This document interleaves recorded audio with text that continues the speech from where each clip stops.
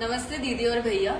अब हम आपको बताने वाले सी लर्निंग का प्रोजेक्ट जो कि ग्रेड 7 और 8 के लिए है। सबसे पहला जो हमारा एक्टिविटी है वो है पर्सनल स्टोरी टेलिंग, जिसमें हम अपनी एक व्यक्तिगत कोई भी एक्सपीरियंस या कोई भी एक इंसिडेंट शेयर करेंगे। इस एक्टिविटी में बच्चों को या तो एक जर्नल या एक चार्ट बनाना रहेगा जिसमें वो लोग अपनी एक पर्सनल एक्सपीरियंस शेयर करेंगे, जिसमें उन्होंने कोई चैलेंज फेस किया, उन्होंने वो चैलेंज को कैसे संभाला, उस वक्त वो क्या महसूस कर रहे थे। आप एज पेरेंट्स भी ये एक इंसिडेंट उनके साथ शेयर कर सकते हैं ताकि उनको समझ में आए कि एक स्टोरी, एक एक्सपीरियंस को कैसे बताया जाता है। ये सब लिखने के बाद वो लोग एक वीडियो रिकॉर्ड करेंगे जिसमें वो पूरा ये अपना एक्सपीरियंस बोलकर हमको बताएंगे।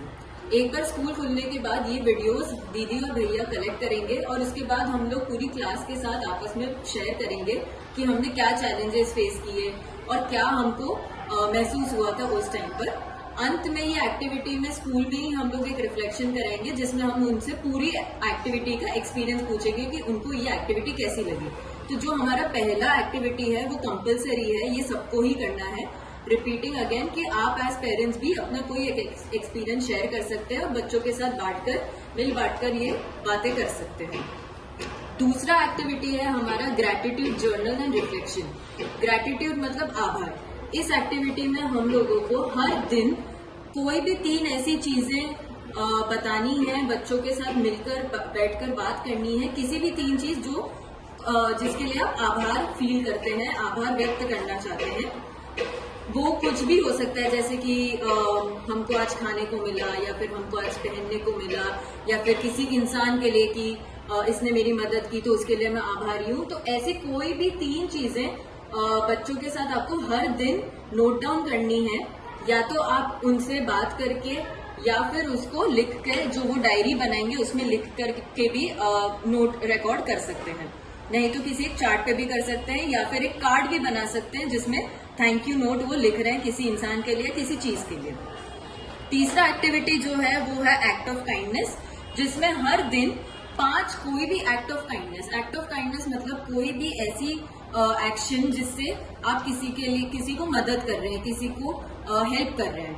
फॉर एग्जाम्पल ये कुछ ऐसे एक्टिविटी हो सकते हैं जैसे आपने किसी को खाना दिया, या फिर किसी को कोई आपको परेशानी में दिख रहा था तो उससे जाके बैठ के बात की, या किसी को पानी दिया, कुछ भी ऐसे कोई भी, या फिर आपस में भी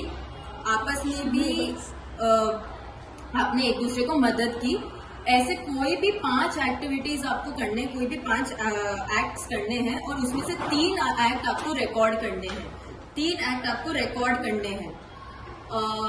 लास्ट एक्टिविटी जो है interdependence, art, collaboration, we are all connected. Basically ये एक्टिविटी में हमको ये बताना है कि हम सब एक दूसरे पे कैसे आत्मनिर्भर हैं, कैसे हम एक दूसरे पे डिपेंडेंट है। किसी एक इंसान से ही पूरी दुनिया नहीं चलती है, और हमको आपस में कैसे हेल्प करना होता है एक दूसरे का, और हम कैसे आपस में जुड़े हुए हैं।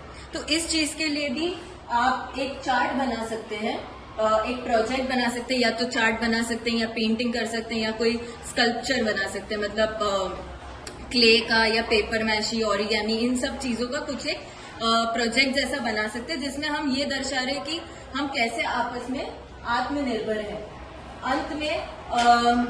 अंत में बच्चों के साथ फिर से एक रिफ्लेक्शन होगा। जब वो वापस आएंगे वो अपना ये आर्टवर्क साथ में लेके आ सकते हैं, कार्ड बनाया है या फिर कुछ भी जो भी बनाया होगा उन्होंने इस चीज को लेके, वो ये सब ला सकते हैं। अब मैं एक इम्पॉर्टेंट चीज बताना चाहती हूँ कि ये जो फर्स्ट एक्टिविटी है जो हमने रेड में लिखा है, पर्सनल स्टोरी टेलिंग, जहाँ पे हम हमारे एक्सपीरियंस के बारे में बात कर रहे हैं, ये कंपलसरी है, ये सबको ही करना है। जो आखिरी की 3 है जो ब्लैक में है, इन तीनों में से कोई भी एक आप चूज करके कर सकते हैं। तो रिपीटिंग अगेन, फर्स्ट वाली जो है वो कंपलसरी है और इन तीनों में से आप कोई भी एक चुन के कर सकते हैं। और अगर कोई भी डाउट है तो आप हमको पूछ सकते हैं। बाकी एंजॉय, हैप्पी दिवाली।